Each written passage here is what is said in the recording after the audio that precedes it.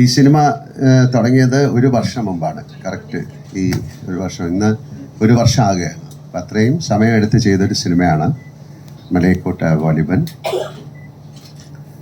കേരളത്തിലല്ല shoot ചെയ്തിരിക്കുന്നത്, കൂടുതലും രാജസ്ഥാനിലാണ്, മദ്രാസിലുമാണ്. Jaisalmer, Pokhran, ചിഞ്ചി fort, പോണ്ടിച്ചേരിയിലൊക്കെയാണ് shoot ചെയ്തിരിക്കുന്നത്. എന്നെ സംബന്ധിച്ചിടത്തോളം വളരെ വ്യത്യസ്തമായ ഒരു സിനിമയാണ്. ഞാൻ ഇത്തരത്തിലൊരു സിനിമ ചെയ്തിട്ടില്ല, ഈ ജോണറിലുള്ളൊരു സിനിമ. ഞാൻ കഴിഞ്ഞ പ്രാവശ്യം നിങ്ങളെ കണ്ടപ്പോൾ പറഞ്ഞതുപോലെ ഇതിനൊരു കാലദേശങ്ങളൊന്നും ഇല്ലാത്തൊരു സിനിമയാണ്. ഒരു ഫോക്ലോർ, ഒരു നാടോടി കഥ പോലത്തെ സിനിമയാണ്. അതിനെ വലിയൊരു ക്യാൻവാസിൽ ഏറ്റവും മനോഹരമായിട്ട് അവതരിപ്പിച്ചിരിക്കുന്നു എന്നാണ് ഞങ്ങൾ വിശ്വസിക്കുന്നത്. അത് ഷെയർ ചെയ്യാനായിട്ടാണ് ഇവിടെ വന്നിരിക്കുന്നത്. നമുക്ക് ചോദ്യങ്ങളിലൂടെയും ഉത്തരങ്ങളിലൂടെയും സഞ്ചരിക്കാം, അപ്പോൾ കൂടുതൽ മനസ്സിലാക്കാൻ സാധിക്കും. Thank you. Thank you sir, thank you so much. അടുത്തതായി പ്രേക്ഷകർ ഒരുപാട് പ്രതീക്ഷയോടുകൂടി തന്നെ കാത്തിരിക്കുന്ന ഈ ചിത്രത്തിൻ്റെ വിശേഷങ്ങൾ അറിയുന്നതിന് വേണ്ടി ഏറ്റവും സ്നേഹത്തോടും ബഹുമാനത്തോടും കൂടി തന്നെ ചിത്രത്തിൻ്റെ ഡയറക്ടർ ലിജോ ജോസ് പലിശ്ശേരി അദ്ദേഹത്തെ ക്ഷണിക്കുകയാണ്. സോ നല്ലൊരു കൈഡി സമ്മാനിക്കാം everyone please.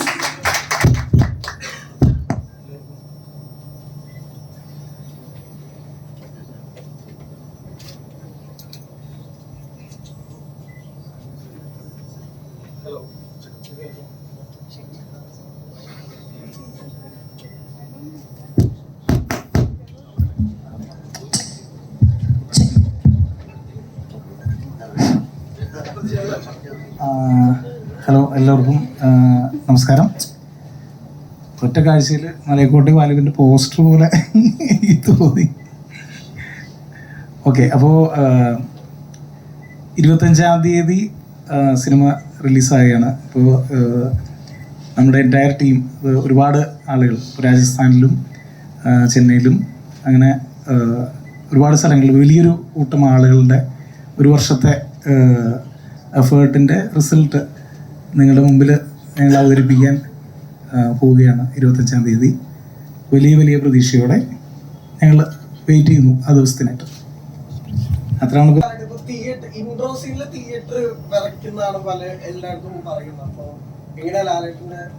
വിറയ്ക്കുമോ എന്നൊക്കെ എനിക്ക് പറയാൻ പറ്റില്ല, കുഴപ്പമുണ്ടായില്ല എന്ന് തോന്നുന്നു.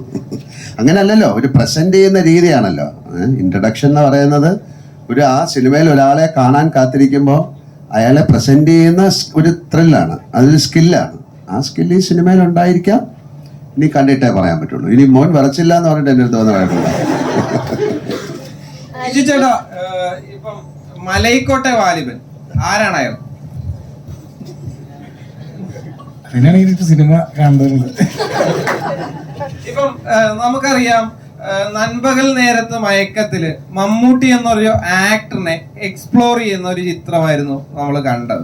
ഇപ്പൊ നേരെ മറിച്ച് മോഹൻലാൽ എന്നൊരു നടനുമായി ഒരു താരമായി എത്താൻ നേരത്ത് ഒരേ സമയത്ത് മോഹൻലാൽ എന്നൊരു നടനെയും താരത്തെയും ഒരേ ടൈമിൽ തന്നെ യൂസ് ചെയ്യുന്ന ഒരു ചിത്രമായിരിക്കുമോ മലൈക്കോട്ടെ വാലിബൻ? ആ ഒരു കഥാപാത്രമായിട്ട് ലാലേട്ടനെ ഏറ്റവും പെർഫെക്റ്റ് ആയിട്ട് ബ്ലെൻഡ് ചെയ്യാനാണ് നമ്മൾ ശ്രമിച്ചിട്ടുള്ളത്. അല്ലാതെ ഇത്തരത്തിലുള്ള കാര്യങ്ങൾ യൂസ് ചെയ്തോ എന്ന് ചോദിച്ചാൽ എനിക്ക് അതിനൊരു മറുപടി പറയാൻ പറ്റില്ല. പക്ഷെ ആ കഥാപാത്രമായിട്ട് ക്യാമറയ്ക്ക് മുമ്പിൽ ലാലേട്ടൻ വന്നു കഴിഞ്ഞപ്പോൾ ആ കഥാപാത്രമായിട്ട് തന്നെയാണ് ഞങ്ങൾക്ക് എല്ലാവർക്കും തോന്നിയിരിക്കുന്നത്. അത് തന്നെയാണ് എൻ്റെ ആൻസർ. ഇപ്പം ടിനുചേട്ടൻ സൂചിപ്പിച്ചിരുന്നു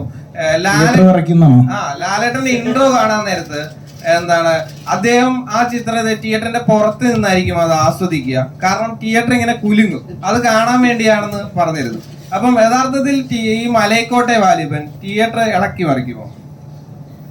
കുലുങ്ങണ കാര്യം എനിക്ക് അറിയാൻ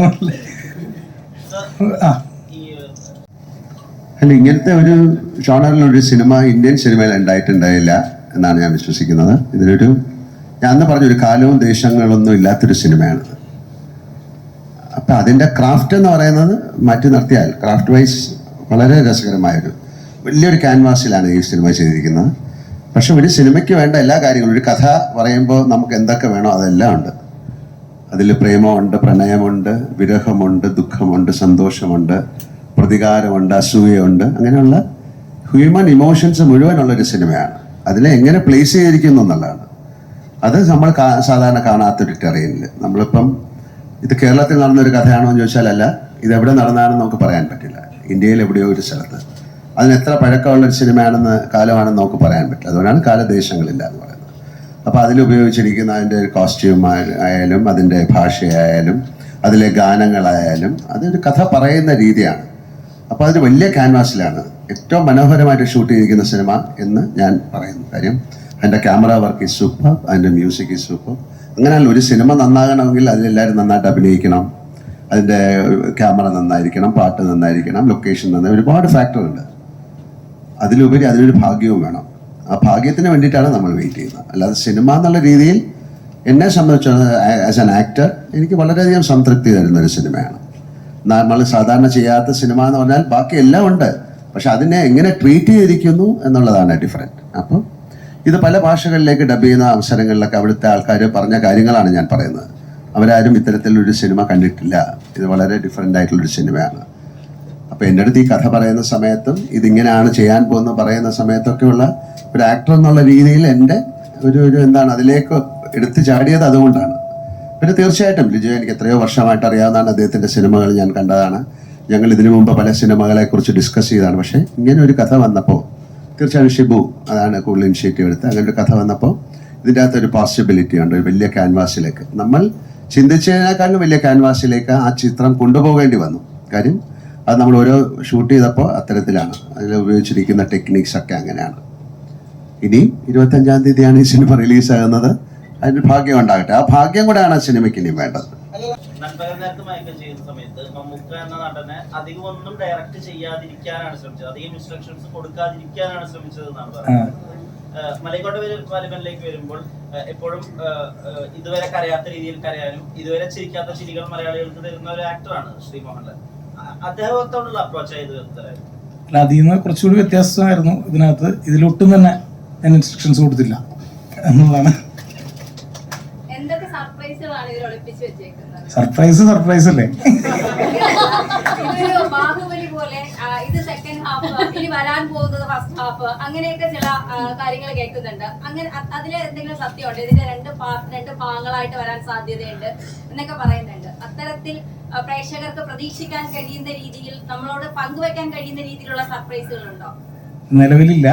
സിനിമ ഇറങ്ങി കഴിഞ്ഞിട്ട് ഉറപ്പായിട്ടും നമുക്ക് പങ്കുവെക്കാവുന്ന സർപ്രൈസസ് ഉണ്ടെന്ന് വിചാരിക്കാം നമുക്ക്. കണ്ടതെല്ലാം നിജം അങ്ങനെയല്ലായിരുന്നോ? തമിഴില് പറയാറിയാമല്ലോ. പറയൂ. അപ്പൊ നമ്മള് മത്സരമാവുമല്ലോ. എനിക്കില്ലേ ഒരു ഡയലോഗ് പറയണമെങ്കിൽ ഒരാൾ പറഞ്ഞു തന്ന് അത് മനസ്സിലായി. അല്ല നിങ്ങൾ കണ്ടതല്ലേ? അതിപ്പോ ഞാൻ അല്ല, അങ്ങയുടെ വായിൽ നിന്ന് കേൾക്കാൻ എനിക്കൊരാഗ്രഹം. ഒന്ന് പറഞ്ഞു. അപ്പൊ എനിക്കിത് എടുക്കേണ്ടി വരും. നോക്കി പറയാം. എന്നാ എനിക്ക് ഒന്ന് കണ്ടത് നിജം, കാണാത്തത് പോയി, നീ കണ്ടതെല്ലാം പോയി, ഇനി കാണപ്പോകുന്നത് നിജം. Thank you very much. Thank you ലാലേട്ടൻ ആൻഡ് താങ്ക് യു ലിജോ ചേട്ടൻ. Thank you the entire team over here. എല്ലാവർക്കും ഈ ഒരു വേദിയിൽ ഹൃദയം നിറഞ്ഞ് നന്ദി അറിയിക്കുകയാണ്. Thank you so much. നമ്മളുടെ പ്രസ് മീറ്റ് നമ്മളിവിടെ കൺക്ലൂഡ് ചെയ്യുന്നു. ആൻഡ് മോർ ഓവർ ദാറ്റ് നമ്മളുടെ ഇൻ്റർവ്യൂസിലേക്കും അതുപോലെ തന്നെ ഈവനിങ്ങിലേക്കുള്ള പ്രസ് മീറ്റിന് ശേഷമുള്ള നമ്മളുടെ കംപ്ലീറ്റ് ആയിട്ടുള്ളതിലേക്കും കൂടെ കടക്കുകയാണ്. സോ എല്ലാവർക്കും നന്ദി. Thank you so much.